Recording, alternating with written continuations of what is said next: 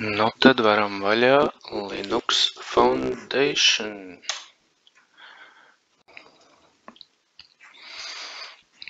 Oficiālā cena 395 par kursu plus eksāmenu jāielogojas, jo man jau ir nopirkts. Tātad, lūk, ir eksāmens. Kaut kādas verifikācijas jau esmu izdarījis un dodamies uz eksāmenu simulātoru.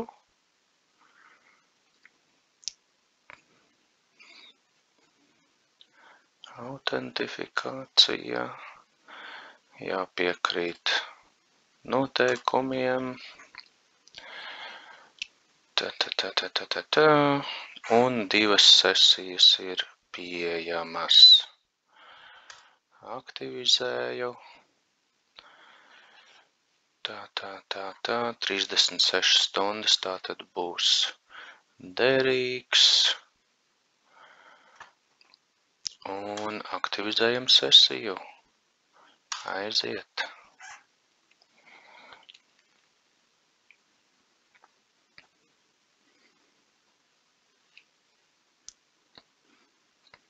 Visticamāk, ka tas prasīs kādu laiku.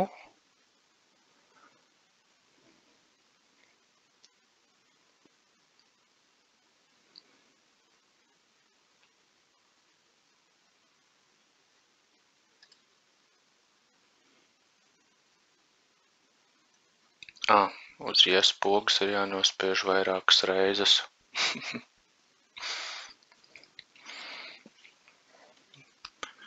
Startēs sesija, dažāda svarīga informācija.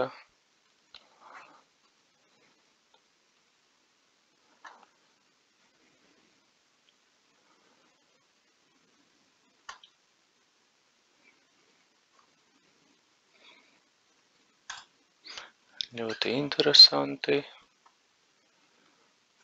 Tātad 3 minūtes gaidām, kamēr iestartēsies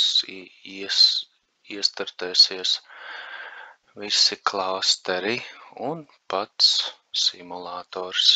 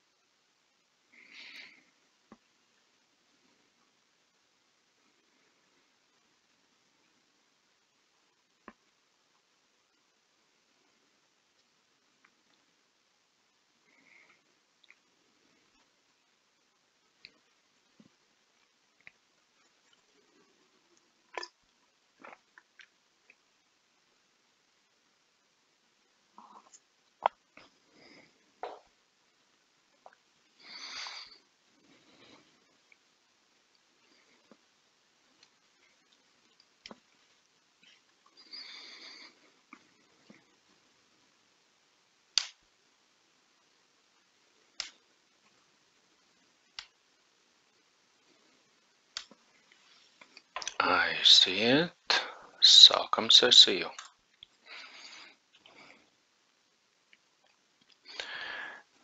Tātad te ir desktops, no tā mums principā vajadzēs tikai termināli, varu vaļā. Daudz iesaka strādāt ar 2 termināliem, ar 2 tabiem. Šādi. Uzreiz atveram lielo logu. Un noteikti, ka mums vajadzēs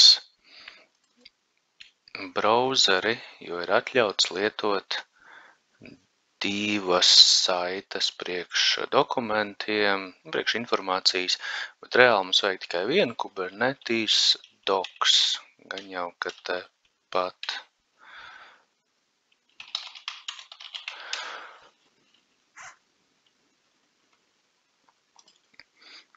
Interesanta valoda.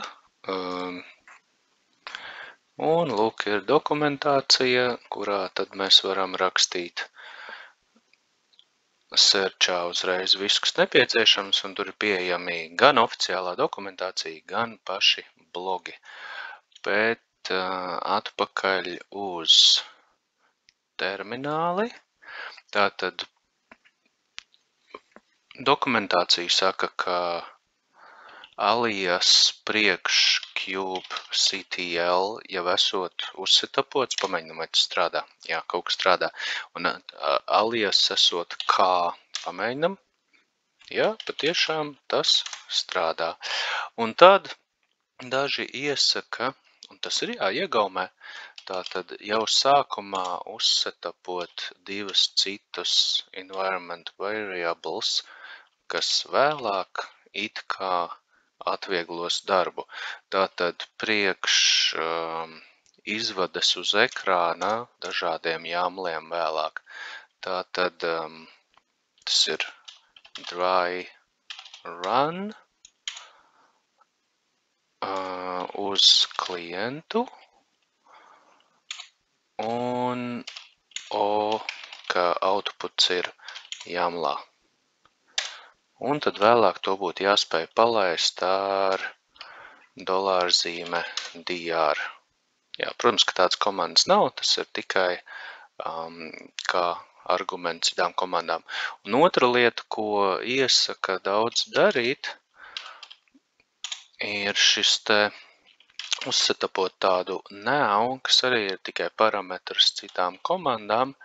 Piemēram, kad grib dzēst kādu objektu Kubernetes, lai izvairītos gaidīt ilgi, kamēr Kubernetes to izdara pareizi, tad var ieforsēt dzēšanu. Tātad grace period ir 0, tātad izslēgts un ar divām svītriņām ieforsēt force. Un tā, ātri pamēģinam, kas notiek, ja mēs ierakstam $zīme now. Izskatās pareizi. Tas arī viss. Esam gatavi pirmajam un visiem pārējiem uzdevumiem.